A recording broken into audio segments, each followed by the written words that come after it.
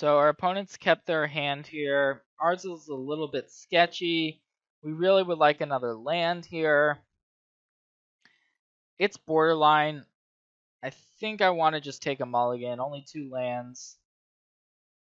We get a scry. I think without the new mulligan rule, not new, but new-ish for me, I would keep if we didn't have the scry because it's that close, but I'm going to mulligan this. And so, yeah, we have lands. We don't have the same ratio as before, for sure. So we'll keep. And Search is one of the best cards we could see there on top of our deck. Because it means that we can set ourselves up to draw a lot of spells moving forward once we cast it. However, Mountain signifies that our opponent may be playing an aggressive deck.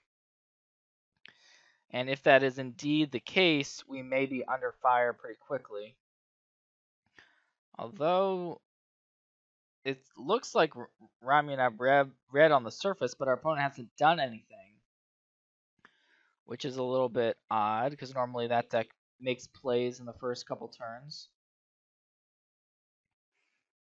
We actually drew Gifted Aetherborn, but I think instead of casting it, I am going to go with the Search. Reason being is our opponent's pretty likely to just have a removal spell for the Gifted Aetherborn.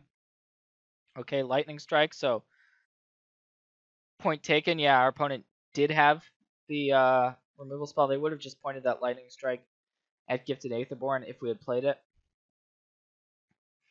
And here's the Yoncrop Crasher. So that's going to come in, and we're immediately, pretty quickly down to 13 here. So, going to be searching for a way out of this.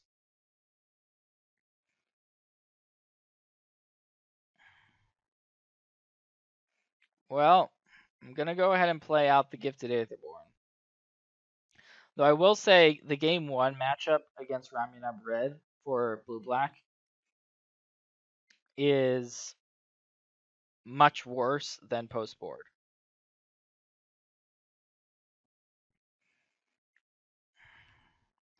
And in this particular version, we actually have targets for our opponent's cards like a Braid. So we see Supreme Will on top of our deck here. It's not really what we're looking for.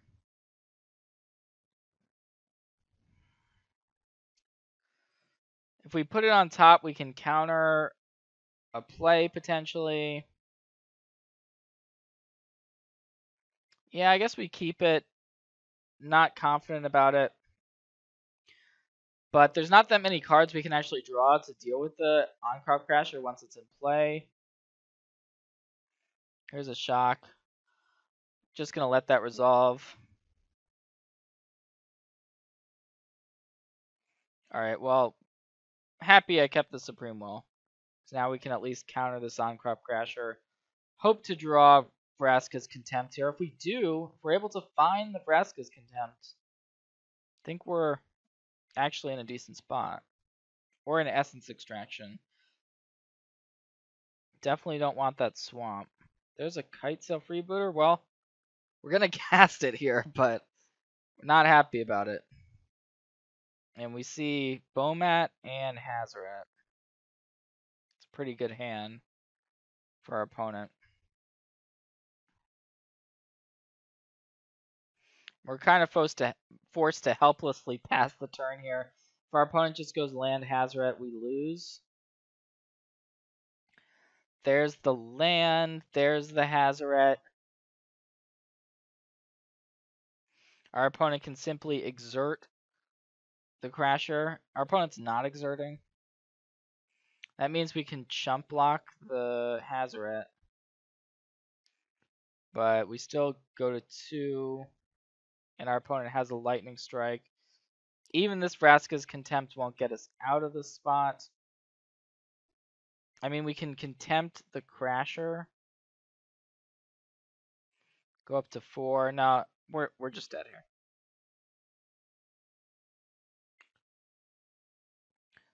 So let's look at the... Yeah, I mean, if we had drawn the Vraska's Contempt one turn sooner, who knows? So we're going to board in the Essence Extractions. That's our best sideboard card, and it's a pretty important one, too. Search for a Scanta. It was good for us that game, but it's actually can be a little bit slow in this matchup.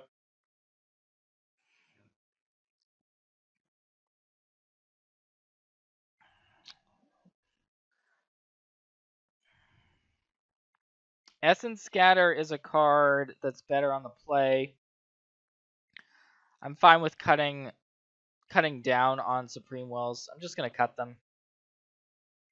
Rather have the creatures like Gonti that can impact the board. So we do have a lot of creatures, which means our opponent's cards like Abrade and Lightning Strike, as I was saying, are going to be on. So we'll see how our opponent boarded. I've seen people board very differently in this matchup. This hand is not amazing. I am going to keep it.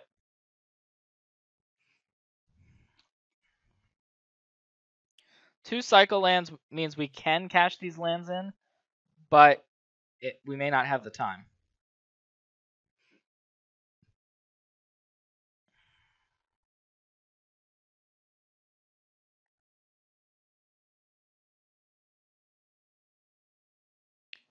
So we're going to go turn 2 Kitesail Freebooter, although we did draw this Gifted Aetherborn. I still like playing out the Freebooter here.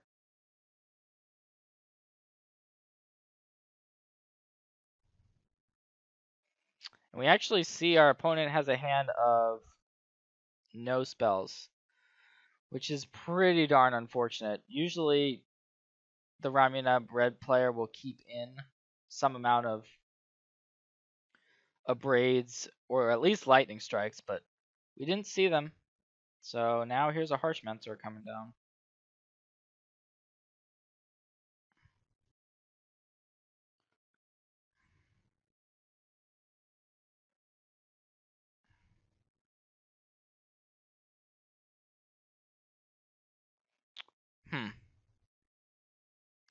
So we can expect the on-crop Crasher next turn.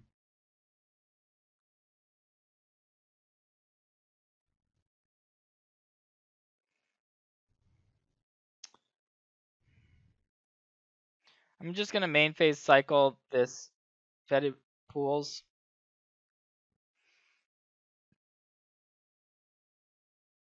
Reason being there is that I don't think we gain a ton of value by holding it.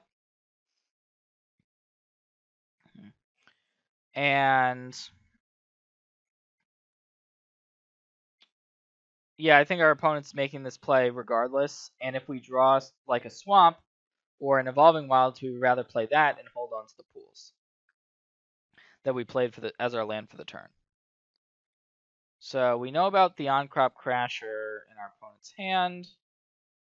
So I think we just have to pass holding up this Vraska's Contempt here.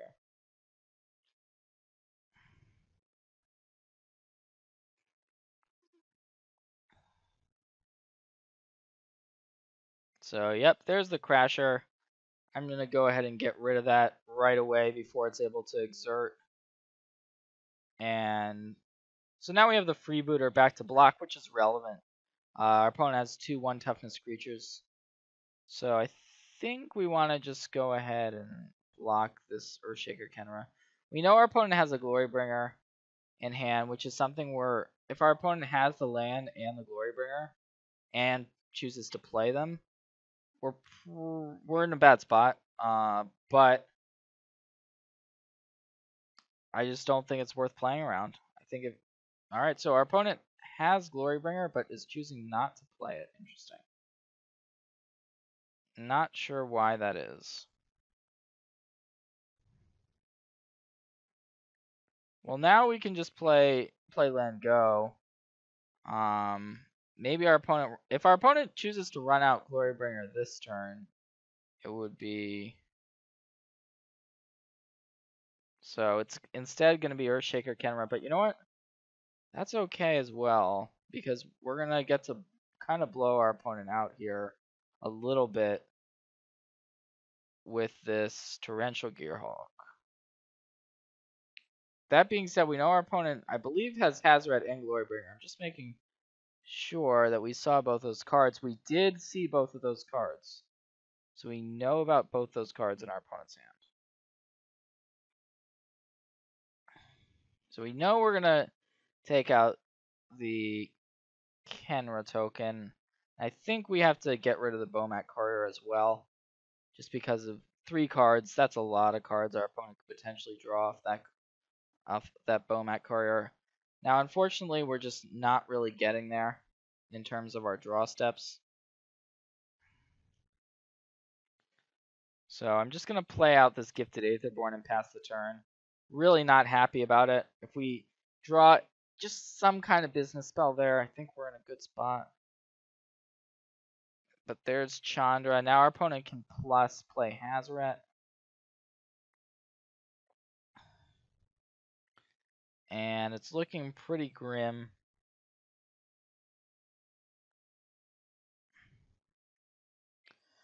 Alright, well, we have a redraw. And there's the basic island, folks. Not what we wanted.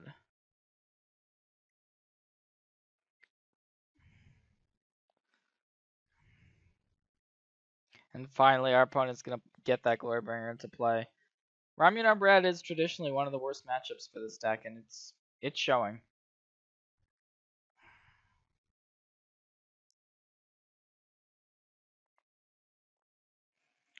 But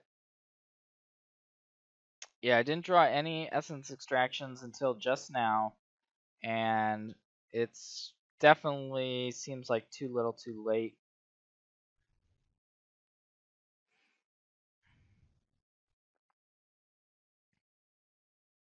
There's an on-crop Crasher.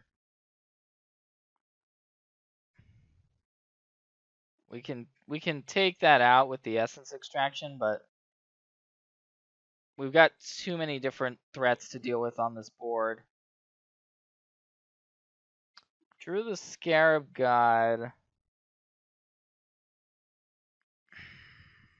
I just don't think it's going to be enough. Well, I'll put it into play.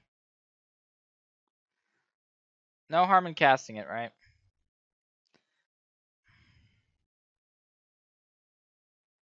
So we're going to take 1. Now we'll see if our opponent actually ultimates the Chandra, but it looks like they're going to go up with it. Bring us down to 3.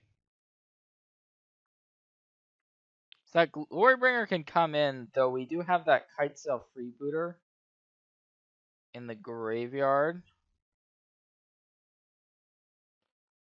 So,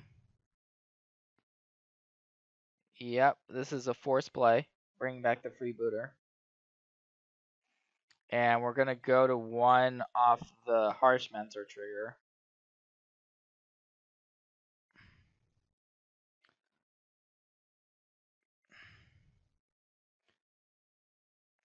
So we need a pretty insane string of draw steps here. Trying to think of what it would be, but not this Gifted Aetherborn.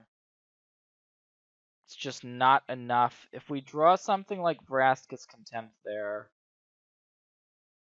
there's a shot. There's definitely a shot, because we can Contempt the Hazoret, maybe attack the Chandra. But nope. Did not get the job done.